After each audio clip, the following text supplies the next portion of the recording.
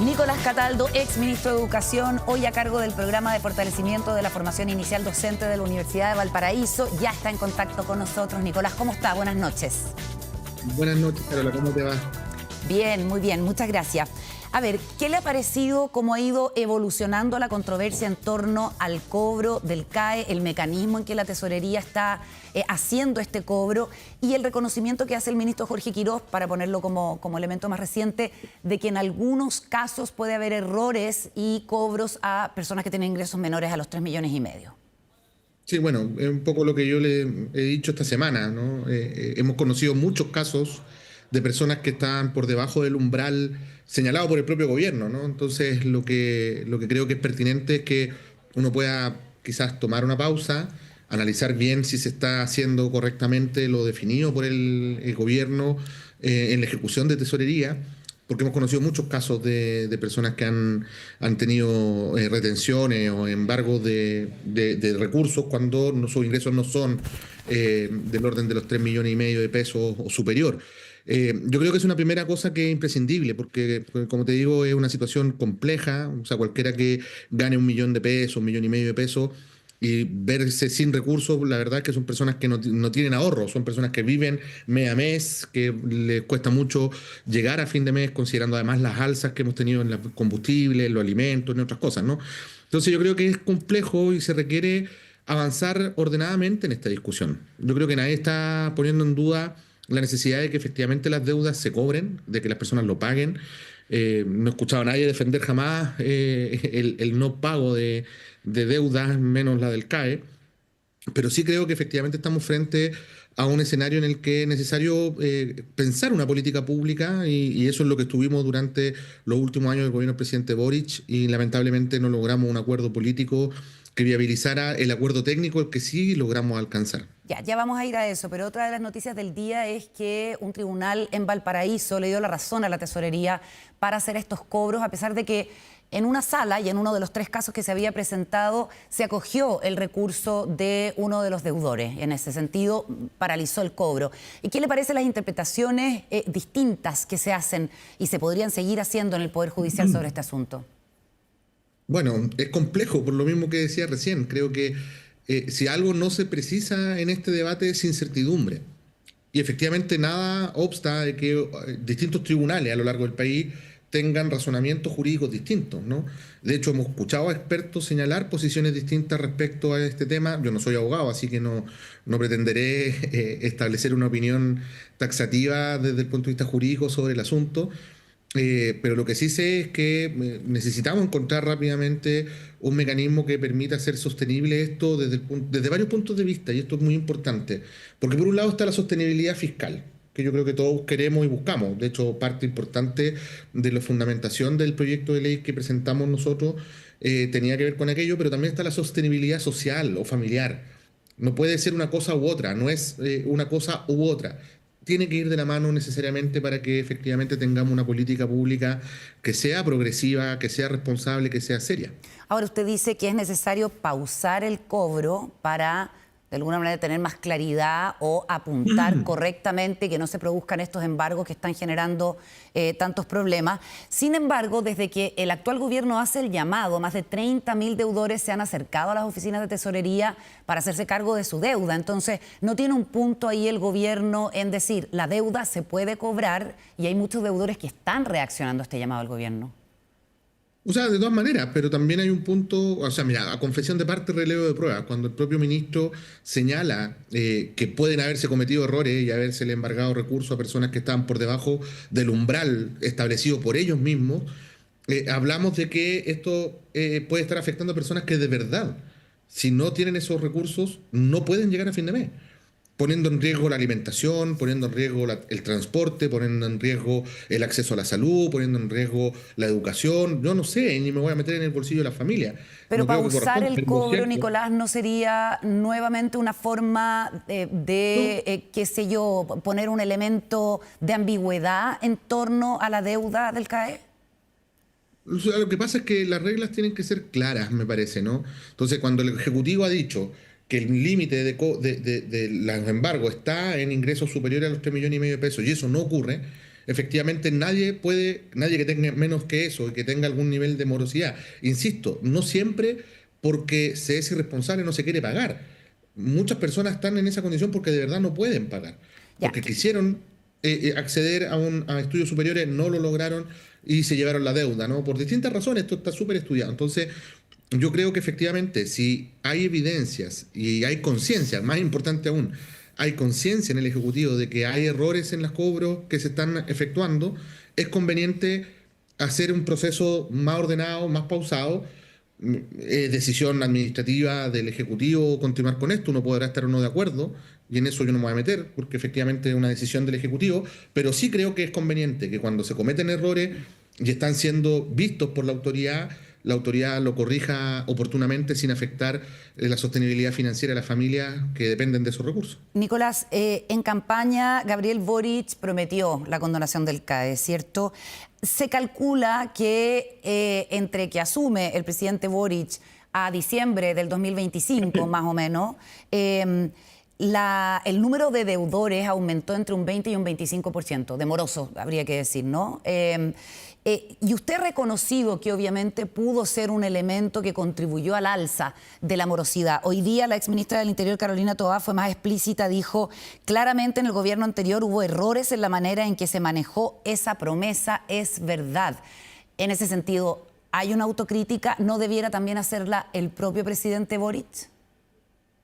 Mira, yo no comparto ese juicio, porque una cosa es reconocer que hay distintos factores que inciden en un fenómeno, entre ellos puede ser o sea, ¿No está comparte el juicio de Toá o que No tenga que el comparto, presidente reconocerlo? no comparto el juicio de que sea exclusivamente ese el factor que explica el problema de la morosidad. O sea, mira, desde el 2011 en adelante uno puede ir monitoreando el comportamiento de pago de las personas que ya están en fase de pago, es decir, que ya o concluyeron sus estudios o abandonaron sus estudios y transcurrió el periodo de gracia, ¿no? Y el 2011 estábamos en el 56,6% de morosos, ¿no? Y si uno mira los datos desde el 2014 al 2015 en adelante, el crecimiento de la morosidad es sostenido y prácticamente equivalente en la progresión año a año, entre 1 y algo, 2% por año. Además, a partir del 2022, no solamente llega el gobierno del presidente Gabriel Boric, también ocurre que venimos saliendo de un proceso pandémico con una inflación, una tasa de inflación que estaba en el orden del 14%. Correcto, pero a diciembre del 2021 la morosidad en el CAE era más o menos de un 23% y eso aumenta más de 20 puntos a diciembre del 2025. No, o sea, A ver. mira, los datos, y estoy mirando de hecho ahora mismo información de Acción Educar, que es un centro de pensamiento ligado a la derecha. Sí. En los datos que ellos plantean como evolución del porcentaje del CAE, haciendo la distinción entre aquellos que están con deudas al día y deudas en mora, la morosidad a diciembre del 2021 estaba en el orden del 48,4%, cerca del 50%. Es decir, en la última década, esto ha estado cerca o sobre el 40% de morosos. Ojo, yo no estoy justificando esto, yo solo quiero explicar de que no es razonable pensar que hay un factor tan determinante como un anuncio en un programa de gobierno que gatilla niveles extraordinarios de morosidad. Hay Claro, muchos pero no fue factores. solo el anuncio, después fue la presentación del proyecto. Por supuesto, porque el proyecto de ley se tiene que legislar, pues. O sea, Correcto. naturalmente. Sí, por Y supuesto. no hubo consenso para avanzar en pero eso y recién en lo que pasa es enero que es del muy 2026 se complejo. le pone urgencia. Es muy complejo aquello, porque entonces uno tendría que siempre estar atento a lo que va a legislar, y me parece que eso es materia natural de la relación entre el Ejecutivo y el Parlamento. Claro, pero para Eh, acompañar el debate de una política pública, Nicolás, perdone que que lo interrumpa, una política pública que puede tener como efecto su solo anuncio que la gente deje de pagar, quizás esa política pública había que acompañarla de una campaña de que la gente siguiera pagando. que al revés, Carola. Es que se Que al dice revés, se ¿sabes por dice que qué? ustedes nunca llamaron a no pagar, pero Está bien, pero si se dicen muchas cosas, si esto es política, y están disputando el espacio comunicacional de una decisión controversial y compleja que tiene hoy día muy afectada a muchas familias. Digamos las cosas como son, completa, ¿no?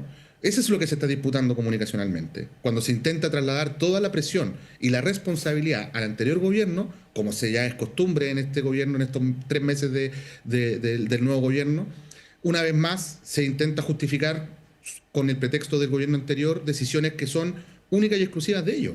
Ahora, dicho eso, que ya está en el plano de lo político, lo que yo tengo que plantear en términos de datos, en términos de evidencia, es que desde el origen del CAE ha tenido una tasa de morosidad muy alta. De que si uno se remonta al 2011, es decir, cuando el presidente Boric era estudiante, ¿no? Todavía ni siquiera era presidente de la FECH. La tasa de morosidad está en el orden del 56%. La de morosidad, ¿no? Correcto. Esta morosidad ha tenido vaivén en el tiempo y lo que uno tiene que mirar es que hay varios factores que inciden en los resultados de los últimos años, ¿no? La Entiendo. pandemia, la ley Chao-Dicom, que también le quita presión a los deudores, ¿cierto? Por no estar sujetos a DICOM. Obviamente, la elección del presidente y el compromiso presidencial. Entonces, hay muchos factores, pero yo creo que no es sano para comprender bien el fenómeno de la política pública que uno busque instalar que solo hay un factor incidiendo en Por ello. supuesto, por supuesto. Y de hecho, hay una sensación mayoritaria de que esta es una política pública que, entre los deudores, digamos, que se convirtió en una trampa, finalmente, con la inicial tasa de interés, que después baja al 2%, pero que muchas personas quedaron con una deuda en que han tenido que pagar hasta 3 veces la carrera que estudiaron. A ver si después profundizamos un poco en esta Porque de hecho ilegitimidad, que parece que este gobierno no comparte. lo que pasa es que tú lo que dices es muy cierto, porque, a ver, durante el gobierno del presidente Piñera se hicieron cosas importantes. Por ejemplo, me refiero al primero, ¿no? Se baja la tasa de interés al 2%, del 6 al 2. Pero eso es, en realidad, algo que tiene una trampa, efectivamente, porque el fisco sigue pagando la diferencia del 6%. Y la persona cuando entra en proceso de cesación de pago, también se eliminan los seguros y comienza a operar las condiciones originales del crédito, ¿no? Eso hace que las personas cuando, por alguna razón, cual sea ella, no distingue aquella persona que realmente tiene un problema de aquella que lo dejó de hacer porque en realidad dijo, ¿sabes que como lo van a condonar o como va a haber una ley, yo lo dejo de pagar? No dudo de que hayan personas que hayan hecho esa reflexión, pero me tocó a mí recorrer el país y encontrarme con personas que durante la pandemia perdieron su empleo o tuvieron que acogerse a estas normas de reducción de ingresos, de los Claro. salarios, para mantener el empleo, que se dio mucho, y que de verdad no pudieron pagar y que la deuda le creció 2 o 3 veces cuando ya estaban cerca de terminar de pagar. Correcto. O Entonces, que se porque se le titularon gatillaron la tasa y de no había interés, trabajo, digamos, en el contexto de pandemia. no había trabajo, y por otro lado porque la contingencia, y esto es súper importante para los créditos estudiantiles a nivel mundial, y esto lo conversamos mucho con los expertos que acompañaron esta discusión desde Australia, desde Inglaterra, que son los que más saben de esto. eh, Ellos planteaban la importancia de tener pagos contingentes al ingreso. Entonces, en Chile existe el 10% en el CAE, que fue algo que se legisló en el gobierno del presidente Piñera 1, pero ese pago contingente es solo si tú estás al día. Entonces, la persona que luego entra nuevamente en cesación de pago, se gatillan los topes máximos y efectivamente se vuelve muy complejo administrar esto. Por eso es que es importante ir al proyecto de ley que nosotros presentamos, que está en el Congreso, está tramitado en un primer trámite, o sea, le queda menos de la mitad de la tramitación legislativa, que establece pagos contingentes, establece mecanismos seguros que están contenidos en el proyecto y de hecho fue muy valorado incluso por la derecha en la discusión legislativa. Yo creo que ahí hay una herramienta que está disponible para que se continúe el debate legislativo.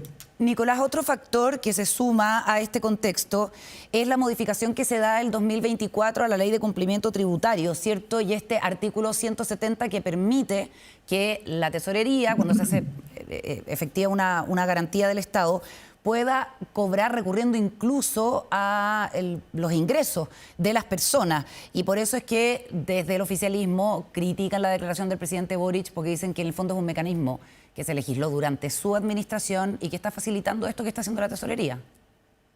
O sea, recordemos cuál es el objetivo de la ley de cumplimiento tributario. Y de hecho el nombre de la ley lo dice todo, ¿no? Que las personas cumplan con un mandato que es una carga pública, es decir, que todos tenemos la obligación de hacer, que es pagar nuestros impuestos, ¿no? Que cumplir con nuestros tributos. Ese es el propósito. Yo creo que nadie puede estar en desacuerdo con aquello. Y es más, lo llevo incluso al debate del CAE. Yo creo que nadie está en desacuerdo con que se cobre el CAE y que se pague el CAE. Es más, el proyecto de ley que nosotros formulamos es precisamente una herramienta para convertir en cobrable lo que se estimaba en aquel momento como un incobrable, como un activo tóxico del Estado. Así era catalogado. La discusión, todos los expertos lo definieron de esa forma.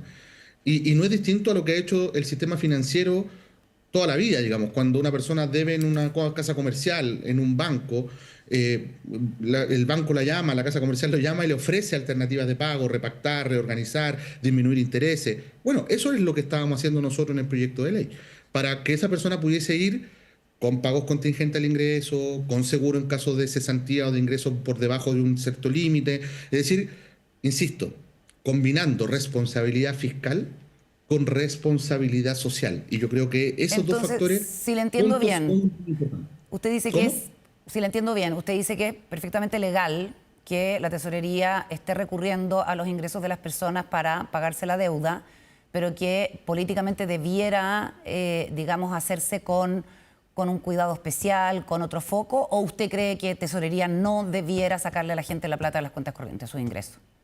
Mira, mi opinión en este punto es política. Yo no soy, como te dije hace un rato atrás, yo no soy abogado, y hay una controversia abierta en tribunales donde algunos han dicho una cosa, otros otra. Uno escucha a los expertos, abogados también, que saben mucho más que uno de esto y plantean una cosa u otra. Acá lo relevante es lo político, es que hay un gran segmento de la población, clase media, que se está viendo afectado hoy día por estas retenciones que no cumplen con el examen de admisibilidad que el propio Ejecutivo planteó de establecer el límite en los 3,5 millones, porque a confesión de parte relevo de prueba hay personas que con menos de su ingreso han tenido retenciones y sobre todo pudiendo combinarse responsabilidad fiscal con responsabilidad social, se opta por un Le camino entiendo. de instalar finalmente esta idea de que con mano dura todo se resuelve mejor. Y yo creo que no es así. ¿Qué le parece esta declaración que hace el ministro de Hacienda, Jorge Quirós, respecto de tener cuidado con endeudarse con carreras donde hay menos futuro? Terrible, ¿Por qué? A terrible. ver. Porque, a ver, la sociedad se construye en virtud de el conocimiento, de las artes, de las letras, de la cultura. Somos lo que somos precisamente por todo aquello, ¿no? Las comunicaciones. Entonces, tú eres periodista y tú sabes que hay muchos periodistas en el mercado laboral, ¿no? Cumpliendo distintos roles, Así incluso es, muchas veces precarizados, ¿no? así Yo soy es. profesor, pasa algo similar. Piensa o imagínate la sociedad cuando finalmente optar por estudiar periodismo o alguna carrera asociada a las comunicaciones o optar por estudiar pedagogía sea algo que prefiera no hacerse precisamente porque cada uno lo que debe pensar es en ganar plata. Que yo no creo, no digo que esté mal, no creo que no sea legítimo, al revés, yo creo que lo es.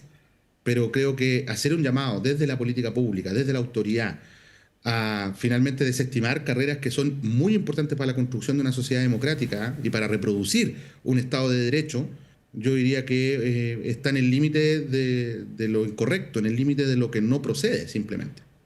El ministro Quirós ha hablado también de la intención de empujar un cambio cultural, comprometiendo a la gente a pagar las deudas que adquiere. ¿Qué le parece esta visión desde el gobierno, desde Hacienda? Mira, este gobierno está bien empeñado en hacer hartos cambios culturales. Yo creo que los cambios culturales son importantes, creo que es importante que las personas cumplan sus compromisos, pero las señales tienen que ser coherentes y no contradictorias. Entonces, al mismo tiempo en que queremos que las personas paguen sus deudas, insisto, incluso dañando de una forma muy estrepitosa a un segmento importante de la clase media, se busca reducir impuestos a los súper ricos, a las grandes empresas, cuando la evidencia además no acompaña el propósito que está detrás de eso, que es aumentar el crecimiento y el desarrollo y la inversión. La experiencia internacional dice todo lo contrario, digamos, en los casos de Estados Unidos e Inglaterra, que uno puede mirar más cercanamente a lo que se quiere impulsar, cuando no hay voluntad de abrir el secreto bancario. Entonces la pregunta es, ¿cuál es la coherencia entre lo que se dice y lo que se hace? ¿O por qué eso solo es válido para un segmento de la población y no para otro? O sea, a mí me preocupa mucho porque, eh, a ver, tú sabes, yo soy militante del Partido Comunista. Evidentemente yo creo que la lucha de clase existe, digamos, y que se expresa, y este gobierno se empeña en mostrarnos que efectivamente eso es así, y no tomar medidas que busquen atenuar finalmente las diferencias sociales, reducir la desigualdad, que es un flagelo que afecta a nuestra sociedad hace mucho tiempo, y también tratar de evitar los niveles de conflictividad social que eventualmente pueden darse. Yo espero que no ocurran, pero nadie puede decir que con todo lo que está sucediendo no haya molestia y que eso pueda escalar. Y yo espero que no suceda, de verdad te lo digo, Carola, con el corazón en la mano. ¿Usted cree, Nicolás, entonces que este es un gobierno que de alguna manera instiga la lucha de clases? ¿Y que eso podría redundar en conflictividad social?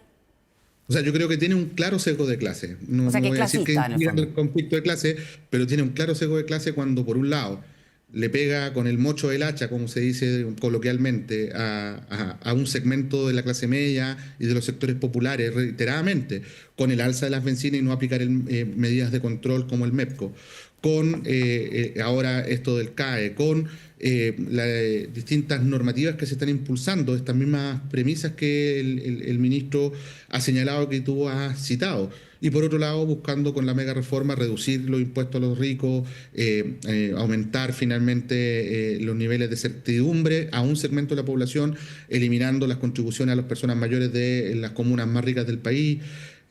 Es complejo. Yo de verdad me ¿Usted cuesta cree, entenderlo. Nicolás, Y lo digo con lo harta entiendo. estupefacción. ¿Usted cree desde el Partido Comunista, usted de los que cree que el PC tiene que de alguna manera apoyar la organización social, las manifestaciones contra el gobierno? ¿Cuál es su postura en ese sentido? Porque ha habido controversia con declaraciones de militantes del partido.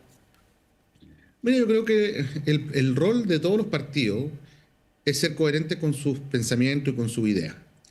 El rol, en este caso, de los partidos de la centroizquierda y de la izquierda es conectarse justamente con la sociedad, con las organizaciones de base, con las organizaciones sociales y ayudar en el proceso de construcción. Eso no significa necesariamente movilizaciones ni conflictividad. Perfectamente puede no ocurrir o no suceder. Durante el gobierno a mí me tocó dialogar con un montón de organizaciones sindicales del mundo de los trabajadores de la educación, con un montón de organizaciones estudiantiles. Tuvimos poco conflicto en general, considerando que es un sector, educación me refiero, muy conflictivo siempre, y eso se hizo en base al diálogo, en base a mesas de trabajo, avanzar. Siempre es posible no tener conflicto y estar trabajando cerca y de la mano con las organizaciones sociales. Yo creo que no son cosas que sean irreconciliables, al revés. Es como el debate que decíamos recién respecto a la responsabilidad fiscal y la responsabilidad social. Creo que no son contradictorias, al igual que lo... Hemos visto, Nicolás, a estudiantes movilizándose en las últimas semanas, en algunas jornadas específicas, y hay quienes, sobre todo desde el oficialismo, se preguntan, qué raro que durante el gobierno anterior esto prácticamente no se vio, y ahora, que es la derecha la que está en el poder, esto aparece, como sugiriendo que hay una articulación desde la izquierda más dura para que esto ocurra. O sea, no al menos que yo la conozca, digamos, pero lo que yo puedo decir como ex ministro es que a mí no me parece nada raro. ¿Y por qué no me parece nada raro? Porque nosotros teníamos un diálogo muy, muy estrecho con todas las organizaciones sociales vinculadas al mundo de la educación, todas. En mi oficina incluso estuvieron representantes de Con mi hijo no te metas, de los papás por el derecho a la educación de su hijo, o sea, desde los más quizás afines ideológicamente a los menos afines ideológicamente, porque ese es el deber de las autoridades, conversar, dialogar, porque eso no solamente nos permite tomar decisiones, sino que también nos permite evitar la conflictividad. Yo me siento orgulloso de haber tenido un periodo relativamente tranquilo, digo relativamente tranquilo en nivel nacional. Tuve conflictos, naturalmente, que enfrentar. Yo llegué como ministro y inmediatamente vino el conflicto de Atacama, tremendo, doloroso. Tuvimos en marzo del 2025 un paro de un mes en Magallanes. Pero salvo esos dos, en general, el periodo en el que me tocó ejercer como ministro fue un periodo tranquilo. Y eso no fue casual, eso lo intencionamos, eso se dialogó, eso se conversó. Al igual como lo hicimos en el Congreso también. Nicolás, a propósito del Congreso, hoy día el presidente Kast presentó el proyecto de ley de responsabilidad parental, que entre otras cosas establece que si un menor de edad genera daño, en fin, actos violentos, los padres tendrían que responder patrimonialmente, hasta con multas de 715.000 pesos. ¿Qué le parece ese planteamiento que ahora va a tener que ser debatido en el Congreso? Mira, yo creo que es interesante la discusión, hay que mirar bien la evidencia comparada, creo que eso es súper importante porque la evidencia no es concluyente y es diversa en el mundo. De hecho, hay algunos lugares donde hay sanciones a los padres, madres o tutores legales de los niños y niñas y adolescentes en materias civiles, ¿no? Es decir, cuando hay daño a terceros, cuando hay que pagar indemnizaciones u otro, o daños materiales más no en temas penales, ¿no? Por otro lado está el resguardo de derechos de los niños. Yo en eso creo que es súper importante responsabilizar a la familia. O sea, cuando un joven, un niño, un menor de edad está abandonado y entra en dinámicas delictuales o se vulneran sus derechos, bueno, la pregunta que uno se tiene que hacer es cuál es el papel de la familia. Entonces creo que es interesante y yo espero que el gobierno eh, se abra a tener un diálogo genuino, profundo, no apurar esta discusión, sino que a tenerla en profundidad. Yo estoy disponible y creo que todos vamos a estar disponibles a tener ese debate cuando uno ve datos como el hecho de que la UNICEF el año pasado dio una cifra que a mí todavía me duele y me resuena permanentemente. 6 de cada 10 niños son vulnerados en sus casas, sufren violencia en sus hogares. Entonces, frente a eso, claro que cabe preguntarse cuál es la responsabilidad de la familia y de los tutores legales. Ahora, hay que mirarlo bien y ojalá que construyamos un acuerdo que sea un acuerdo que permanezca en el tiempo, es decir, que sea un acuerdo de Estado, una política de Estado, y para eso se requiere mucha apertura, diálogo, conversación, incorporar a todos, porque las mayorías siempre son circunstanciales, Carola.